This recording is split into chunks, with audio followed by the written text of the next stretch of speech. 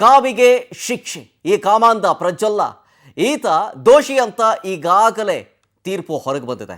ಆದರೆ ಶಿಕ್ಷೆಯ ಪ್ರಮಾಣ ಇನ್ನು ಸ್ವಲ್ಪತ್ರಲ್ಲೇ ಗೊತ್ತಾಗುತ್ತೆ. ಪ್ರತಿಯೊಂದು ಸಾಕ್ಷ್ಯಗಳನ್ನು ಮುಂದಿಟ್ಕೊಂಡು ನಿಮ್ಮ ಪವರ್ ಟಿವಿ ವಿಸ್ತೃತವಾದಂತಹ ವರದಿಯನ್ನು ಸುಮಾರು 1 ವರ್ಷ 2 ತಿಂಗಳಿನಿಂದಲೂ ಕೂಡ ಫಾಲೋ ಅಪ್ ಮಾಡಿಕೊಂಡೇ ಬರ್ತಾ ಇದೆ. ಇದು ನಿಜಕ್ಕೂ ಪತ್ರಿಕೋದ್ಯಮದ ಪವರ್, ಇದು ನಿಜಕ್ಕೂ ನ್ಯಾಯಾಂಗದ ಪವರ್.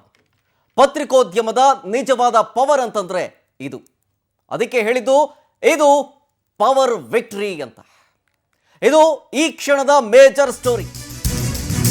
ಕೆಲವೇ ಕ್ಷಣಗಳಲ್ಲಿ ರೇಪಿಸ್ಟ್ ಕಾಮಾಂಧ ಪ್ರಜ್ವಲ್ಲ ಈತನ ಶಿಕ್ಷೆ ಪ್ರಮಾಣ ಪ್ರಕಟ ಆಗುತ್ತೆ.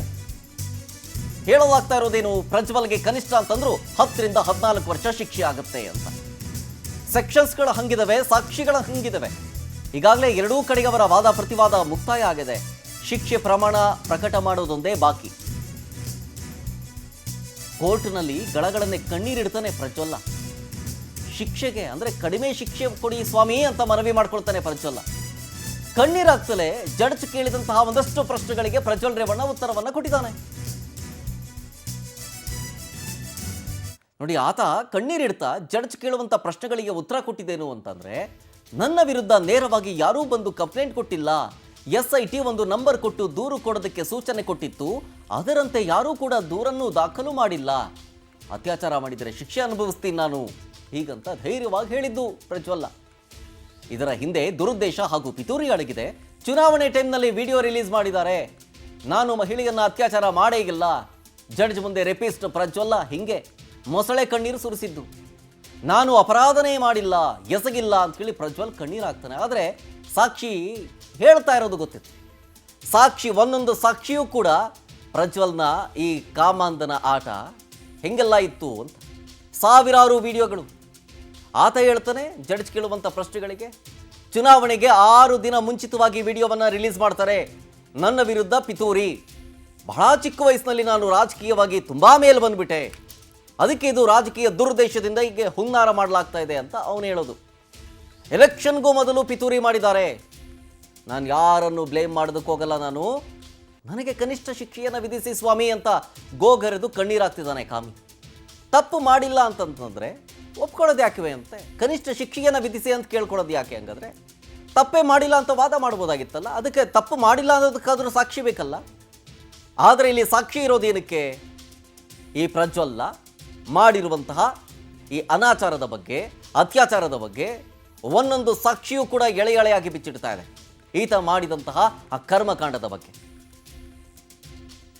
ಜಡ್ಜ್ ಮುಂದೆ ಮೊಸಳೆ ಕಣ್ಣೀರನ್ನು ಸುರಿಸ್ಕೊಂಡು ಆ ಕಾಮಾಂಧ ಪ್ರಜ್ವಲ್ಲ ಹೇಳ್ತಾನೆ, ನನ್ನ ಕುಟುಂಬವನ್ನು ಟಾರ್ಗೆಟ್ ಮಾಡಲಾಗಿದೆ, ಡೈಲಿ ಕೋರ್ಟ್ಗೆ ತಪ್ಪದೆ ಹಾಜರಾಗಿದ್ದೀನಿ ನಾನು, ದಯವಿಟ್ಟು ಕಡಿಮೆ ಶಿಕ್ಷೆಯನ್ನು ಪ್ರಕಟ ಮಾಡಿ, ಹೀಗಂತ ಕೇಳ್ಕೊಂಡಿದ್ದಾನೆ. ಗಳಗಳನ್ನೇ ಕಣ್ಣೀರಿಡ್ತಾನೆ. ಪ್ರಜ್ವಲ್ ಪರ ವಕೀಲರು ಕೂಡ ವಾದ ಮಾಡ್ತಾರೆ ಇದಕ್ಕೆ ಸಂಬಂಧಪಟ್ಟಂತೆ. ಆರೋಪಿ ಮೂರನೇ ತಲೆಮಾರಿನ ರಾಜಕಾರಣಿ ಆಗಿದ್ದಾನೆ. ಚುನಾವಣೆಗೆ ಸ್ಪರ್ಧೆ ಮಾಡಬಾರದು ಅಂತ ಹೇಳಿ ವಿಡಿಯೋವನ್ನು ವೈರಲ್ ಮಾಡಲಾಗಿದೆ. ಗರಿಷ್ಠ ಶಿಕ್ಷೆಯ ವಾದಕ್ಕೆ ಪ್ರಜ್ವಲ್ ಪರ ವಕೀಲರು ಆಕ್ಷೇಪವನ್ನು ವ್ಯಕ್ತಪಡಿಸಿದರು. ಅಂದ್ರೆ ಕನಿಷ್ಠ ಶಿಕ್ಷೆಯನ್ನ ಕೊಡಿ ಸ್ವಾಮಿ ಅಂತ. ಆಮೇಲೆ ವಿಡಿಯೋ ಹೊರಬಂದಿದ್ದು ಎಲೆಕ್ಷನ್ ಟೈಮ್ನಲ್ಲಿ, ಬೇರೆ ಯಾವ ಟೈಮ್ನಲ್ಲೂ ಅಲ್ಲ. ಈತನನ್ನ ರಾಜಕೀಯವಾಗಿ ಮುಗಿಸ್ಬೇಕು ಅಂತ ಹೇಳಿ ಷಡ್ಯಂತ್ರವನ್ನು ಹೂಡಲಾಗಿತ್ತು. ಆದರೆ ಅದು ಇಲ್ಲಿ ತನಕ ಬಂದು ನಿಂತಿದೆ. ತೀರ್ಪನ್ನು ನಾವು ಸ್ವಾಗತಿಸ್ತೀವಿ, ಇಲ್ಲ ಅಂತ ಹೇಳಲ್ಲ. ಆದರೆ ಆರೋಪಿ ಇನ್ನು ಚಿಕ್ಕ ವಯಸ್ಸಿನವನು, ಇನ್ನು ಪುಟ್ಟ ಮಗು, 34 ವರ್ಷದ ಪುಟ್ಟ ಮಗು. ಹಾಗಾಗಿ ನೋಡ್ಕೊಂಡು ಶಿಕ್ಷೆ ಕೊಡಿ ಅಂತ. ಹಾಗಾಗಿ ಗರಿಷ್ಠ ಶಿಕ್ಷೆ ವಿಧಿಸಬಾರದು ಅಂತ ವಕೀಲರು ಮನವಿ ಮಾಡ್ಕೊಳ್ತಾರೆ. ಇಡೀ ಜೀವನ ಕಂಬಿ ಹಿಂದೆ ಕಳೆದು ಬಿಟ್ರೆ ಹೆಂಗೆ ಅಂತ. ಇನ್ನು 100 ವರ್ಷ ವಯಸ್ಸು ಆತ ಬಾಳು ಬದುಕಬೇಕು, ಜೀವನ ಪರ್ಯಂತ ಕಂಬಿ ಹಿಂದೆ ಕಳೆದು ಬಿಟ್ರೆ ಹೆಂಗೆ? ಹಾಗಾಗಿ ಕನಿಷ್ಠ ಒಂದು ಶಿಕ್ಷೆಯ ಪ್ರಮಾಣವನ್ನು ಕೊಡಿ ಅಂತ. ವಿಡಿಯೋ ಹೊರಗೆ ಬಂದ ರೀತಿಯನ್ನು ಗಮನಿಸಬೇಕು ನೀವು. ಸಂಸದರಾಗಿ ಜನಪರ ಕಾರ್ಯವನ್ನ ಮಾಡಿದ್ರು, ಒಳ್ಳೆ ಕೆಲಸವನ್ನ ಮಾಡಿದ್ರು. ಇಡೀ ಪ್ರಕರಣದ ಹಿಂದೆ ರಾಜಕೀಯ ಪಿತೂರಿ ಇದೆ. ಜನರಿಗೆ ಸೇವೆ ಮಾಡೋದಕ್ಕೆ ರಾಜಕೀಯಕ್ಕೆ ಸೇರಿದ್ದವರು ಇವರು. ತೀರ್ಪು ನೀಡುವ ಮುನ್ನ ಆತನ ವಯಸ್ಸನ್ನ ಪರಿಗಣಿಸಿ ಸ್ವಾಮಿ. ಇನ್ನು ಕೇವಲ ಚಿಕ್ಕ ವಯಸ್ಸು, ಪುಟ್ಟ ಮಗು, 34 ವರ್ಷದ ಪುಟ್ಟ ಮಗು. ಇನ್ನೂ ಆತ ರಾಜಕೀಯದಲ್ಲಿ ಉತ್ತುಂಗಕ್ಕೆ ಇರಬೇಕು. ಆತನ ರಾಜಕೀಯ ಭವಿಷ್ಯವನ್ನು ಪರಿಗಣಿಸಬೇಕು. ಅದನ್ನು ಪರಿಗಣಿಸಿ ಶಿಕ್ಷೆಯನ್ನು ವಿಧಿಸಿ. ಅವನ ಜೀವನ ಜೈಲಿನಲ್ಲೇ ಮುಗಿಬಾರದು. ಗರಿಷ್ಠ ಶಿಕ್ಷೆ ಬೇಡ, ಕನಿಷ್ಠ ಶಿಕ್ಷೆಯನ್ನು ಕೊಡಿ ಅಂತ. ಇದಕ್ಕೆ ಆಕ್ಷೇಪಣೆಯನ್ನು ಸಲ್ಲಿಸೋದು SPP ಜಗದೀಶ್ ಅವರು ವಾದವನ್ನು ಮಾಡ್ತಾರೆ ಇದಕ್ಕೆ ಸಂಬಂಧಪಟ್ಟಂತೆ. ಗರಿಷ್ಠ ಶಿಕ್ಷೆ ಮತ್ತು ಕನಿಷ್ಠ ಶಿಕ್ಷೆ ಎಷ್ಟು ಸ್ಪಷ್ಟವಾಗಿದೆ ನೋಡಿ. ಕೇವಲ ಅತ್ಯಾಚಾರ ಆಗಿದ್ದಿದ್ರೆ 10 ವರ್ಷದಿಂದ ಜೀವಾವಧಿ ಶಿಕ್ಷೆ ತನಕ ಆಗ್ತಾ ಇತ್ತು. ಜೀವಾವಧಿ ಶಿಕ್ಷೆಯನ್ನು ವಿಧಿಸೋಗೂ ಕೂಡ ಅವಕಾಶ ಇದೆ. ಪ್ರಜ್ವಲ್ ರೇವಣ್ಣಗೆ ಜೀವಾವಧಿ ಶಿಕ್ಷೆಯನ್ನು ಕೊಡಿ ಅಂತೇಳಿ SPP ಜಗದೀಶ್ ಅವರು ಕೇಳ್ಕೊಂತಾರೆ. ಈ ಪ್ರಜ್ವಲ್ಲ ಮಹಿಳೆಯರ ಮೇಲೆ ಪದೇ ಪದೇ ನಿರಂತರವಾಗಿ ರೇಪ್ ಮಾಡಿದ್ದಾನೆ, ಅದನ್ನು ವಿಡಿಯೋ ಮಾಡ್ಕೊಳ್ತಾನೆ. ಕೂಲಿ ಕೆಲಸದವರು 47 ವರ್ಷ ವಯಸ್ಸಿನವರು, ತಾಯಿಯ ವಯಸ್ಸಿನವರಿಗೆ ಅತ್ಯಾಚಾರ ಎಸಗಿದ್ದಾನೆ, ಹಿಂಸೆ ಕೊಟ್ಟಿದ್ದಾನೆ, ಅದನ್ನು ವಿಡಿಯೋ ಮಾಡ್ಕೊಂಡಿದ್ದಾನೆ. ಇದು ಒಂದಲ್ಲ, ಆತನ ಮೊಬೈಲ್ನಲ್ಲಿ ರಿಕವರಿ ಆಗಿದ್ದು ಸಾವಿರಾರು ವಿಡಿಯೋಗಳು. ಈತನನ್ನು ಸುಮ್ಮನೆ ಬಿಡಬಾರ್ದು, ಜೀವಾವಧಿ ಶಿಕ್ಷೆಯನ್ನು ಕೊಡಬೇಕು ಅಂಥೇಳಿ ಸರ್ಕಾರಿ ಪರ ವಕೀಲರಾದಂಥ ಜಗದೀಶ್ ಅವರು ವಾದವನ್ನು ಮಾಡ್ತಾರೆ, ಮನವಿಯನ್ನು ಮಾಡ್ಕೊಳ್ತಾರೆ. ಆಮೇಲೆ ಸಂತ್ರಸ್ತೆಯ ಮನಸ್ಸಿನ ಮೇಲೂ ಕೂಡ ಅತ್ಯಾಚಾರ ನಡೆದಿದೆ. ವಿಡಿಯೋ ವೈರಲ್ ಆದಾಗ ಆ ಮಹಿಳೆ ಆತ್ಮಹತ್ಯೆ ಮಾಡ್ಕೊಳ್ಳೋದಕ್ಕೆ ಹೋಗಿದ್ಲು. ವಿಡಿಯೋ ನೋಡಿದ್ರೆ ಸ್ವಾಮಿ ಕೃತ್ಯದ ತೀವ್ರತೆ ಸ್ಪಷ್ಟವಾಗುತ್ತೆ ಅಂತೇಳಿ ಜಡ್ಜ್ಗೆ ಮನವರಿಕೆ ಮಾಡಿಕೊಟ್ರು SPP. ಕೇವಲ 10,000 ರೂಪಾಯಿ ಸಂಬಳಕ್ಕೋಸ್ಕರ ಆ ಮಹಿಳೆ ಮನೆಗೆಲಸವನ್ನು ಮಾಡ್ತಾ ಇದ್ಲು. ಈಗ ಅದನ್ನು ಬಿಟ್ಟು ಓಡ್ ಹೋಗುವಂಥ ಪರಿಸ್ಥಿತಿ ನಿರ್ಮಾಣ ಆಗಿದೆ. ತನ್ನ ಬಟ್ಟೆಗಳನ್ನೂ ಬಿಟ್ಟು ಮನೆಗೆ ಓಡುವಂತಾಗೋಯ್ತು. ಈ ವಿಚಾರಕ್ಕೆ ಸಂಬಂಧಪಟ್ಟಂತೆ ಸದ್ಯದ ಕೋರ್ಟ್ ಬೆಳವಣಿಗೆಗಳಿಗೆ ಏನೇನಾಗ್ತಾ ಇದೆ ಡೀಟೇಲ್ಸ್ ಕೊಡ್ತಾರೆ ನಮ್ಮ ಪ್ರತಿನಿಧಿ ಆನಂದ್ ಲೈವ್ನಲ್ಲಿ. ಆನಂದ್, ಇನ್ನು ಸ್ವಲ್ಪತ್ರಲ್ಲೇ ಶಿಕ್ಷೆಯ ಪ್ರಮಾಣ ಪ್ರಕಟವಾಗುತ್ತೆ ಪ್ರಜ್ವಲನಿಗೆ. ಈಗ ಸದ್ಯದ ಕೋರ್ಟ್ ಬೆಳವಣಿಗೆಗಳಿಗೆ ಏನೇನಾಗ್ತಾ ಇದೆ? ಶರತ್, ಪ್ರಮುಖವಾಗಿ ಈಗ ಕೆಲವೇ ಕ್ಷಣಗಳಲ್ಲಿ ಪ್ರಜ್ವಲ್ ರೇವಣ್ಣ ಅವರ ಆನಂದ್ ಒಂದೇ ಸೆಕೆಂಡ್ ಹೋಲ್ಡ್ ಅಲ್ಲೇ ಇರಿ, ನಾ ಮತ್ತೆ ಮಾತಾಡ್ತೀನಿ. ಕೆಲವೇ ಕ್ಷಣಗಳಲ್ಲಿ ರೇಪಿಸ್ಟ್ ಪ್ರಜ್ವಲ್ಗೆ ಶಿಕ್ಷೆ ಪ್ರಮಾಣ ಪ್ರಕಟ ಆಗುತ್ತೆ. ಕೋರ್ಟ್ ಹಾಲ್ನಲ್ಲಿ ವಕೀಲರು ಕಿಕ್ಕಿರಿದು ತುಂಬಿದ್ದಾರೆ. ಪ್ರಜ್ವಲ್ ಶಿಕ್ಷೆಯ ತೀರ್ಪಿಗೆ ವಕೀಲರೆಲ್ಲರೂ ಕಾಯ್ತಾ ಇದ್ದಾರೆ. ಅಷ್ಟೇ ಅಲ್ಲ, ಪ್ರಜ್ವಲ್ ಕುಟುಂಬದವರು ಕಾಯ್ತಿದ್ದಾರೆ. ಇನ್ನು ಸ್ವಲ್ಪತ್ರಲ್ಲೇ ಈ ರೇಪಿಸ್ಟ್ ಕಾಮಾಂಧ ಪ್ರಜ್ವಲ್ಲನ ಶಿಕ್ಷೆಯ ಪ್ರಮಾಣ ಪ್ರಕಟ ಆಗುತ್ತೆ. ಕಂಟಿನ್ಯೂ ಮಾಡ್ತಾರೆ ನಮ್ಮ ಪ್ರತಿನಿಧಿ ಆನಂದ್ ಲೈವ್ನಲ್ಲಿ. ಆನಂದ್, ಇನ್ಫಾರ್ಮೇಶನ್ ಕೊಡ್ತಾ ಇದ್ರಿ ಕೋರ್ಟ್ ಹಾಲ್ನಲ್ಲಿ ಆಗ್ತಾ ಇರೋ ಬೆಳವಣಿಗೆಗಳ ಬಗ್ಗೆ, ಗೋ ಹೆಡ್. ಶರತ್, ಇನ್ನು ಕೆಲವೇ ಕ್ಷಣಗಳಲ್ಲಿ ಪ್ರಜ್ವಲ್ ರೇವಣ್ಣ ಅವರ ಶಿಕ್ಷೆ ಪ್ರಮಾಣ ಪ್ರಕಟ ಆಗುತ್ತೆ.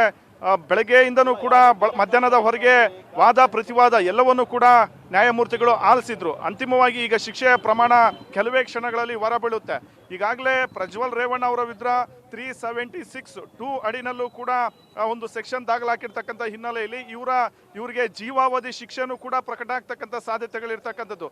ಬೆಳಗ್ಗೆನೂ ಕೂಡ ಪರಿಪರಿಯಾಗಿ ಜಡ್ಜ್ ಮುಂದೆ ಪ್ರಜ್ವಲ್ ರೇವಣ್ಣ ಅವರು ಪರಿಪರಿಯಾಗಿ ಬೇಡ್ಕೊಂಡ್ರು, ನನಗೆ ಕನಿಷ್ಠ ಶಿಕ್ಷೆಯನ್ನ ಕೊಡಿ, ನನ್ನ ಈ ಒಂದು ಪಿತೂರಿ, ಇದು ರಾಜಕೀಯ ಪಿತೂರಿಯನ್ನ ಮಾಡಿದ್ದಾರೆ, ಮತ್ತೆ ಯಾರು ಕೂಡ ಸಂತ್ರಸ್ತೆಯರು ಕಂಪ್ಲೇಂಟ್ ಅನ್ನ ಕೊಟ್ಟಿರಲಿಲ್ಲ, ಬಲವಂತವಾಗಿ 164 ಸ್ಟೇಟ್ಮೆಂಟ್ ಅನ್ನ ತೆಗೆಸ್ಕೊಂಡು ರಾಜಕೀಯವಾಗಿ ನಮ್ಮನ್ನ ಮುಗಿಸ್ತಕ್ಕಂಥ ಒಂದು ಪ್ರಯತ್ನವನ್ನ ಮಾಡಿದ್ದಾರೆ. ಹಾಗಾಗಿ ನಾನು ಯಾರನ್ನೂ ಕೂಡ ದೂಷಣೆ ಮಾಡೋದಕ್ಕೂ ಕೂಡ ಹೋಗೋದಿಲ್ಲ, ಶಿಕ್ಷೆಯ ಪ್ರಮಾಣವನ್ನ ಕನಿಷ್ಠಗೊಳಿಸಿ ಅಂತ ಪರಿಪರಿಯಾಗಿ ಕೇಳ್ಕೊಂಡಿದ್ರು.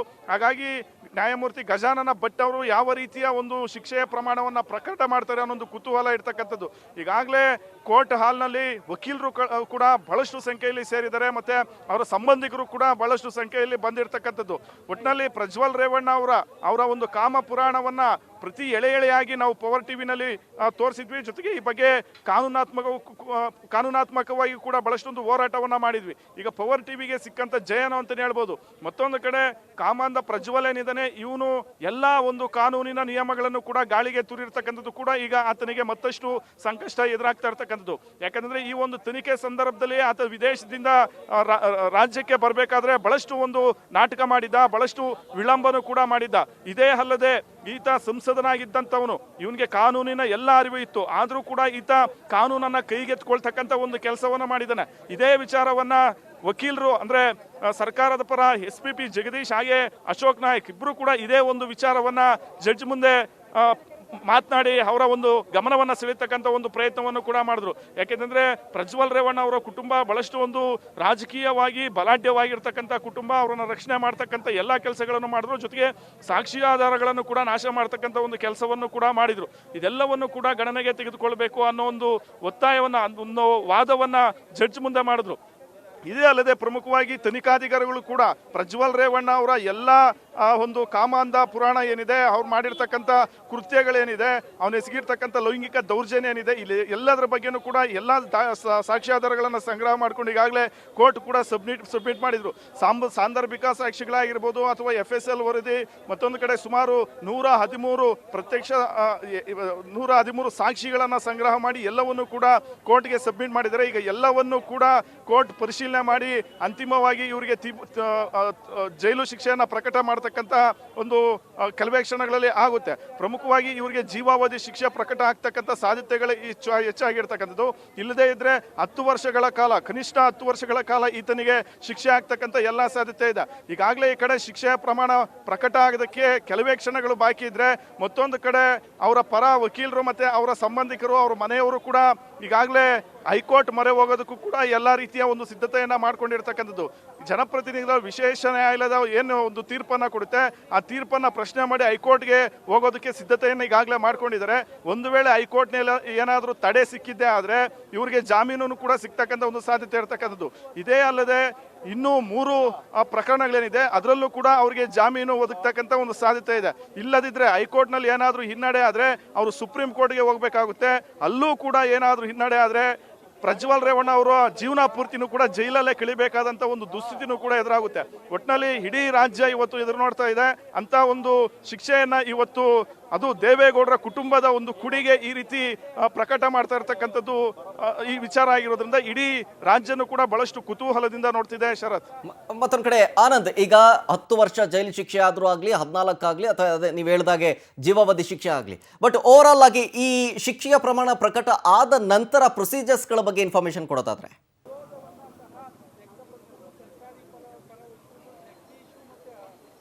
ಶರತ್, ಪ್ರಮುಖವಾಗಿ ಶಿಕ್ಷೆ ಪ್ರಮಾಣ ಪ್ರಕಟ ಆಗಿದ ತಕ್ಷಣ ಆ ಒಂದು ಆದೇಶದ ಪ್ರತಿ ಏನಿದೆ ಅದು ಪೊಲೀಸ್ ಅಧಿಕಾರಿಗಳ ಕೈಗೆ ಹೋಗುತ್ತೆ. ಅವರು ಇಲ್ಲಿಂದ ನೇರವಾಗಿ ಅವರನ್ನ ಜೈಲಿಗೆ ಅಂದ್ರೆ ಪರಪ್ಪನ ಅಗ್ರಹಾರಕ್ಕೆ ಕರೆದುಕೊಂಡು ಹೋಗ್ತಾರೆ. ಇಂಥದ್ದೊಂದು ಪ್ರೊಸೀಜರ್ ನಾರ್ಮಲ್ ಆಗಿ ನಡೀತಾನೆ ಇರುತ್ತೆ. ಯಾಕಂದ್ರೆ ಈಗಾಗಲೇ ಆತ ಜೈಲು ಅಕ್ಕಿ ಆಗಿರ್ತಕ್ಕಂಥದ್ದು, ಜೈಲಲ್ಲೇ ಶಿಕ್ಷೆಯನ್ನು ಅನುಭವಿಸ್ತಾ ಇದ್ದಾನೆ. ಹಾಗಾಗಿ ನೇರವಾಗಿ ಆತನನ್ನ ಜೈಲಿಗೆ ಶಿಫ್ಟ್ ಮಾಡ್ತಕ್ಕಂಥ ಒಂದು ಸಾಧ್ಯತೆಗಳು ಕೂಡ ಹೆಚ್ಚಿರ್ತಕ್ಕಂಥದ್ದು. ಇದೇ ಅಲ್ಲದೆ ಪ್ರಮುಖವಾಗಿ ಈಗ ಕೇವಲ ಒಂದು ಪ್ರಕರಣ ಮಾತ್ರ, 48 ವರ್ಷದ ಮಹಿಳೆ ಮೇಲೆ ಲೈಂಗಿಕ ಕೃತ್ಯವನ್ನು ಎಸಗಿದ್ದ ಏನ್ ಪ್ರಕರಣ, ಆ ಒಂದು ಪ್ರಕರಣದ ಅಡಿಯಲ್ಲಿ ಈಗ ಶಿಕ್ಷೆ ಪ್ರಕಟ ಆಗ್ತಾ ಇರ್ತಕ್ಕಂಥದ್ದು. ಇನ್ನೂ ಕೂಡ ಆತನ ಮೇಲೆ 3 ಲೈಂಗಿಕ ದೌರ್ಜನ್ಯ ಮಾಡಿರ್ತಕ್ಕಂಥ ಒಂದು ಪ್ರಕರಣಗಳು ಕೂಡ ದಾಖಲಾಗಿದೆ. ಅದು ಕೂಡ ಅದರಲ್ಲೂ ಕೂಡ ಶಿಕ್ಷೆ ಪ್ರಮಾಣ ಪ್ರಕಟ ಏನಾದ್ರು ಆದ್ರೆ ಈ ಖಂಡಿತ ಪ್ರಜ್ವಲ್ ರೇವಣ್ಣ ಸಾಯೋವರೆಗೂ ಕೂಡ ಜೈಲಲ್ಲೇ ಬದುಕಬೇಕಾದಂತ ಒಂದು ಪರಿಸ್ಥಿತಿ ನಿರ್ಮಾಣ ಆಗುತ್ತೆ. ಮತ್ತೆ ಪ್ರಜ್ವಲ್ ರೇವಣ್ಣ ಅವರ ಮೇಲೆ ಯಾವುದೇ ಮಾತಿಗೂ ಕೂಡ ಕನಿಕರ ಬೇಕಾಗಿಲ್ಲ. ಯಾಕೆಂದ್ರೆ ಆತ ಮಾಡಿರ್ತಕ್ಕಂಥ ಕೃತ್ಯಗಳು ಒಂದೆರಡಲ್ಲ. ಮನೆ ಕೆಲಸದಾಕೆ 48 ವರ್ಷದ ಒಂದು ಮಹಿಳೆ ಮೇಲೆ ಆ ರೀತಿ ದೌರ್ಜನ್ಯ ಮಾಡಿದಾನೆ ಅಂದ್ರೆ ಅವನು ಯಾವ ಒಂದು ಮನಸ್ಥಿತಿಯಲ್ಲಿ ಇರಬಹುದು ಅನ್ನೋ ಒಂದು ವಿಚಾರನೂ ಕೂಡ ನಾವು ಇಲ್ಲಿ ಗಮನಿಸಬೇಕಾಗುತ್ತೆ. ಆತ ಮಹಿಳೆ ಮೇಲೆ ತಮ್ಮ ಫಾರ್ಮ್ ಹೌಸ್ ಅಲ್ಲಿ ಅತ್ಯಾಚಾರ ಮಾಡ್ತಾನೆ. ಇಲ್ಲಿ ಬಸವನಗುಡಿಯಲ್ಲಿ HD ರೇವಣ್ಣ ಅವರು ಮಾಜಿ ಸಚಿವರು ಅವ್ರದ್ದೊಂದು ನಿವಾಸ ಇದೆ, ಅಲ್ಲೂ ಕೂಡ ಕರೆಸ್ಕೊಂಡು ಲೈಂಗಿಕ ದೌರ್ಜನ್ಯ ಮಾಡಿರ್ತಕ್ಕಂಥದ್ದು. ಜೊತೆಗೆ ಅಂತ ಸಂದರ್ಭದಲ್ಲಿ ಆ ಮಹಿಳೆಯನ್ನ ಕಿಡ್ನಾಪ್ ಕೂಡ ಮಾಡಿರ್ತಾರೆ. ಆ ಕಿಡ್ನಾಪ್ ಕೇಸ್ ಕೂಡ ಈಗ ಪ್ರಜ್ವಲ್ ರೇವಣ್ಣ ಅವ್ರ ಮೇಲೆ ದಾಖಲಾಗಿರ್ತಕ್ಕಂಥದ್ದು. ಕಿಡ್ನಾಪ್ ಮಾಡಿ ಅವರನ್ನ ಕೊಲೆ ಮಾಡ್ತಕ್ಕಂಥ ಒಂದು ಪ್ರಯತ್ನಗಳನ್ನು ಕೂಡ ಮಾಡಿರ್ತಾರೆ. ತದನಂತರ ಆ ಮಹಿಳೆಯ ಮಗ ಅವರು ಹೋಗಿ ಕಂಪ್ಲೇಂಟ್ ಅನ್ನ ಕೊಡ್ತಾರೆ, ಈ ತರ ನಾಪತ್ತೆ ಆಗಿದ್ದಾರೆ ಅನ್ನೋ ಒಂದು ವಿಚಾರ. ಆಗ ಆ ಮಹಿಳೆಯನ್ನ ಸಂರಕ್ಷಣೆ ಮಾಡ್ತಕ್ಕಂಥ ಒಂದು ಕೆಲಸವನ್ನ ಪೊಲೀಸರು ಮಾಡ್ತಾರೆ. ಹೀಗೆ ಪ್ರಜ್ವಲ್ ರೇವಣ್ಣ ಅವರು ಈ ಒಂದು ಪ್ರಕರಣದಿಂದ ತಪ್ಪಿಸ್ಕೊಳ್ಳೋದಕ್ಕೆ ಒಂದಲ್ಲ ಒಂದು ಕೃತ್ಯ ಮಾಡ್ತಾನೆ ಬಂದ್ರು. ಈಗ ಅದೆಲ್ಲವೂ ಕೂಡ ಈಗ ಅವರ ಒಂದು ಬುಡಕ್ಕೆ ಬಂದಿರತಕ್ಕಂಥದ್ದು. ಈ ಎಲ್ಲಾ ಒಂದು ಅಂಶಗಳನ್ನ ಪರಿಗಣಿಸಿ ಇವತ್ತು ಅಂತಿಮವಾಗಿ ನ್ಯಾಯಮೂರ್ತಿಗಳು ಶಿಕ್ಷೆಯ ಪ್ರಮಾಣ ಪ್ರಕಟ ಮಾಡೋದಕ್ಕೆ ಮುಂದಾಗಿದ್ದಾರೆ.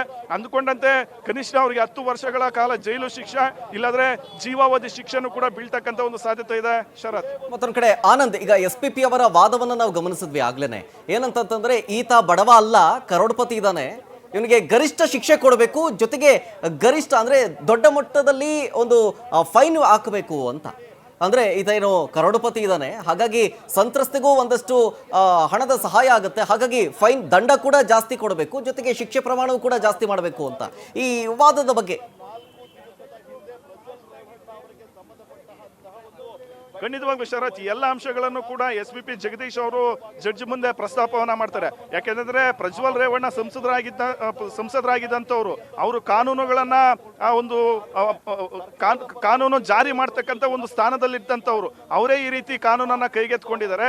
ಜೊತೆಗೆ ಸಾಕ್ಷ್ಯನಾಶಗಳನ್ನ ಮಾಡ್ತಕ್ಕಂಥ ಒಂದು ಕೆಲಸವನ್ನು ಕೂಡ ಮಾಡಿರ್ತಕ್ಕಂಥದ್ದು. ಇದೇ ಅಲ್ಲದೆ ಅವರ ಕುಟುಂಬನೂ ಕೂಡ ಬಹಳಷ್ಟೊಂದು ರಾಜಕೀಯವಾಗಿ ಮತ್ತೆ ಆರ್ಥಿಕವಾಗಿ ಪ್ರಾಬಲ್ಯ ಇರ್ತಕ್ಕಂಥ ಒಂದು ಕುಟುಂಬ. ಎಂಥದ್ದೇ ಒಂದು ಸಾಕ್ಷಿಗಳಿದ್ರು ಕೂಡ ನಾಶನ ಮಾಡ್ತಕ್ಕಂಥ ಒಂದು ಒಂದು ಕೆಪಾಸಿಟಿ ಇರ್ತಕ್ಕಂಥ ಒಂದು ಕುಟುಂಬ. ಹಾಗಾಗಿಯೇ ಯಾವುದೇ ಕಾರಣಕ್ಕೂ ಇವರಿಗೆ ಶಿಕ್ಷೆಯ ಪ್ರಮಾಣವನ್ನ ಕಡಿಮೆ ಮಾಡಬಾರದು, ಗರಿಷ್ಠ ಶಿಕ್ಷೆಯನ್ನ ಕೊಡಬೇಕು, ಜೀವಾವಧಿ ಶಿಕ್ಷೆಯನ್ನ ಕೊಡಬೇಕು ಅನ್ನೋ ವಿಚಾರವನ್ನು ಕೂಡ SPP ಜಗದೀಶ್ ಅವರು ನ್ಯಾಯಮೂರ್ತಿಗಳ ಮುಂದೆ ವಾದವನ್ನ ಮಾಡ್ತಾರೆ. ಇದೇ ಅಲ್ಲದೆ ಪ್ರಮುಖವಾಗಿ ಇವರು ಸಾಕ್ಷ್ಯನಾಶಗಳ ಪ್ರಯತ್ನ ಮಾಡಿದ್ರು, ಸಂತ್ರಸ್ತೆ ಮಹಿಳೆಯನ್ನ ಕಿಡ್ನಾಪ್ ಮಾಡ್ತಕ್ಕಂಥ ಒಂದು ಪ್ರಯತ್ನ ಮಾಡಿದ್ರು. ಅದೆಲ್ಲವನ್ನು ಕೂಡ ಕೋರ್ಟ್ ಬಹಳಷ್ಟು ಒಂದು ಗಂಭೀರವಾಗಿ ಪರಿಗಣಿಸಬೇಕು ಅನ್ನೋ ಒಂದು ವಾದವನ್ನು ಕೂಡ ಅವರು ಮಾಡಿರ್ತಕ್ಕಂಥದ್ದು. ಇದೇ ಅಲ್ಲದೆ ಆತ ವಿದೇಶದಲ್ಲಿ ಇದ್ದಂತ ಸಂದರ್ಭದಲ್ಲಿ ಇಲ್ಲಿ ಕೇಸ್ ದಾಖಲಾಗುತ್ತೆ, ತನಿಖೆ ಶುರುವಾಗುತ್ತೆ. ಈ ಸಂದರ್ಭದಲ್ಲಿ ಬಹಳಷ್ಟು ಬಾರಿ ಆತನ ವಿರುದ್ಧ ನೋಟಿಸ್ ಅನ್ನು ಇಶ್ಯೂ ಮಾಡಿದ್ರು ಕೂಡ ಆತ ವಿದೇಶದಿಂದ ಬೆಂಗಳೂರಿಗೆ ಬರೋದಿಲ್ಲ. ಬಹಳಷ್ಟು ಒಂದು ನಾಟಕ ಮಾಡ್ತಾನೆ, ಬಹಳಷ್ಟು ಒಂದು ವಿಳಂಬನ ಕೂಡ ಮಾಡ್ತಾನೆ. ಎಲ್ಲೋ ಒಂದು ಕಡೆ ಅವರು ಫಾರಿನ್ ಅಲ್ಲೇ ಇದ್ಕೊಂಡು ಸಾಕ್ಷ್ಯನಾಶಗಳನ್ನ ಮಾಡ್ತಕ್ಕಂಥ ಒಂದು ಪ್ರಯತ್ನವನ್ನು ಕೂಡ ಮಾಡಿದ್ದ. ಆ ಮಟ್ಟಿಗೆ ಪ್ರಭಾವಿ ಇರ್ತಕ್ಕಂಥ ಪ್ರಜ್ವಲ್ ರೇವಣ್ಣ ಈಗ ಆತನಿಗೇನಾದ್ರೂ ಶಿಕ್ಷೆ ಪ್ರಮಾಣ ಏನಾದ್ರೂ ಕಡಿತಗೊಳಿಸಿದ್ರೆ ಖಂಡಿತವಾಗ್ಲೂ ಇದು ಮುಂದೆ ಕಾನೂನಿಗೆ ಕೂಡ ಗೌರವ ಕೊಟ್ಟಂತೆ ಆಗೋದಿಲ್ಲ ಅನ್ನೋ ಒಂದು ವಿಚಾರವನ್ನ ಅವರು ಪ್ರಸ್ತಾಪ ಮಾಡಿರ್ತಕ್ಕಂಥದ್ದು.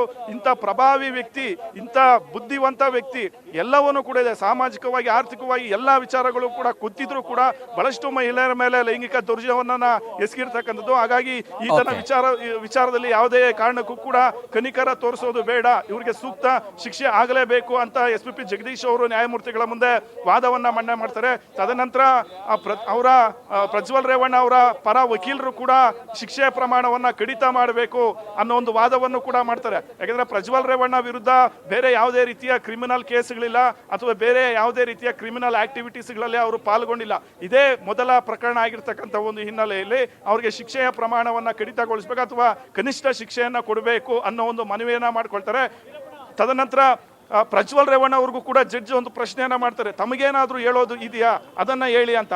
ಆ ಸಂದರ್ಭದಲ್ಲಿ ಬಹಳಷ್ಟು ಒಂದು ಕಣ್ಣೀರು ಹಾಕೊಂಡು ಪ್ರಜ್ವಲ್ ರೇವಣ್ಣ ಅವರು ಮನವಿಯನ್ನ ಮಾಡ್ಕೊಳ್ತಾರೆ. ನಮ್ಮದು ರಾಜಕೀಯ ಒಂದು ಹಿನ್ನೆಲೆ ಇರ್ತಕ್ಕಂಥ ಒಂದು ಕುಟುಂಬ, ರಾಜಕೀಯ ಪಿತೂರಿ ಆಗಿದೆ, ನಮ್ಮ ಕುಟುಂಬವನ್ನ ತೇಜೋವಧೆ ಮಾಡೋದಕ್ಕೆ ಈ ರೀತಿ ಮಾಡಿದೆ. ಜೊತೆಗೆ ಸಂತ್ರಸ್ತ ಮಹಿಳೆ ಯಾವುದೇ ಕಾರಣಕ್ಕೂ ಹೋಗಿ ಎಲ್ಲೂ ಕಂಪ್ಲೇಂಟ್ ಅನ್ನ ಮಾಡಿಲ್ಲ, SIT ಅಧಿಕಾರಿಗಳೇ ಕಂಪ್ಲೇಂಟ್ ಅನ್ನ ದಾಖಲಿಸಿಕೊಂಡು ಈ ರೀತಿ ಒಂದು ಷಡ್ಯಂತ್ರಗಳು ಮಾಡಿದ್ದಾರೆ, ಬೇರೆ ರೀತಿಯಲ್ಲಿ ತನಿಖೆಯನ್ನ ಮಾಡಿದ್ದಾರೆ ಅನ್ನೋ ಒಂದು ವಿಚಾರವನ್ನ ಒಂದು ಮನವಿಯನ್ನ ಮಾಡ್ಕೊಳ್ತಾರೆ. ಜೊತೆಗೆ ಕನಿಷ್ಠ ಒಂದು ಶಿಕ್ಷೆಯನ್ನ ಪ್ರಕಟ ಮಾಡಬೇಕು ಅನ್ನೋ ಒಂದು ಮನವಿಯನ್ನ ಮಾಡ್ತಾರೆ. ಹೀಗೆ ಪ್ರಜ್ವಲ್ ಪರ ವಕೀಲರು ಹಾಗೆ ಪ್ರಜ್ವಲ್ ರೇವಣ್ಣ ಈ ಕಡೆ ಪ್ರಜ್ವಲ್ ರೇವಣ್ಣ ಅವರ SPPಗಳ ಎಲ್ಲ ಒಂದು ವಾದ ಪ್ರತಿವಾದವನ್ನು ಆಲಿಸಿ ಈಗ ಅಂತಿಮವಾಗಿ ಕೆಲವೇ ಕ್ಷಣಗಳಲ್ಲಿ ಈಗ ತೀರ್ಪು ಪ್ರಕಟ ಮಾಡಲಿದ್ದಾರೆ. ಈಗಾಗಲೇ ತೀರ್ಪು ಯಾವ ಒಂದು ಅಂಶಗಳಿಂದ ನಾವು ತೀರ್ಪನ್ನು ಪ್ರಕಟ ಮಾಡ್ತಾ ಇದ್ದೀವಿ, ಜೊತೆಗೆ ಯಾವ ಒಂದು ವಿಚಾರಗಳನ್ನೆಲ್ಲ ಗಮನದಲ್ಲಿ ಇಟ್ಕೊಂಡು ಇವರಿಗೆ ತೀರ್ಪನ್ನು ಪ್ರಕಟ ಮಾಡಬೇಕಾಗಿದೆ ಅನ್ನೋದನ್ನೆಲ್ಲನೂ ಕೂಡ ಈಗಾಗಲೇ ನ್ಯಾಯಮೂರ್ತಿಗಳು ಗಮನ ಕೊಟ್ಟಿದ್ದಾರೆ. ಹಾಗಾಗಿ ಆ ಒಂದು ವಿಚಾರ ಈಗ ಪ್ರಮುಖವಾಗಿ ಇನ್ನು ಕೆಲವೇ ಕ್ಷಣಗಳಲ್ಲಿ ತೀರ್ಪು ಪ್ರಕಟ ಆಗುತ್ತೆ. ಶರತ್, ಆನಂದ್, ಡೀಟೇಲ್ಸ್ಗಾಗಿ